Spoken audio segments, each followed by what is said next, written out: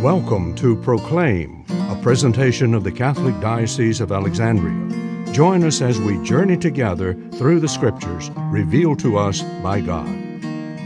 Good morning and welcome to Proclaim. As we begin to see this ministry of John unfold, we see how it again will lead us to John's role of pointing out the ministry that Jesus himself will take up. It says, John was clothed in camel's hair with a leather belt around his waist. A somewhat strange detail. Why would anybody be concerned about what John's clothing was? Well, clearly it suggests that he's not someone who is aristocracy. He's not someone who, in spite of what we're told in the other Gospels about his parental heritage, did not seem to live within the realm of polite society. Some even suspect he may have been a member of a group called the Essenes, which were a semi-hermit group that lived apart in the wilderness area of Palestine.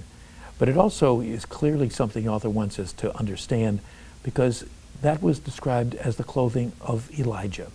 And the idea that Elijah must return to make the era of the Messiah come into play is something that is not mentioned directly in the Gospel of Mark, but here it's hinted at by showing that John had the characteristics, and to some degree, the message itself had a little bit of the flavor of Elijah, evoking the call to repentance, the challenge to the people in a time in which they were suffering.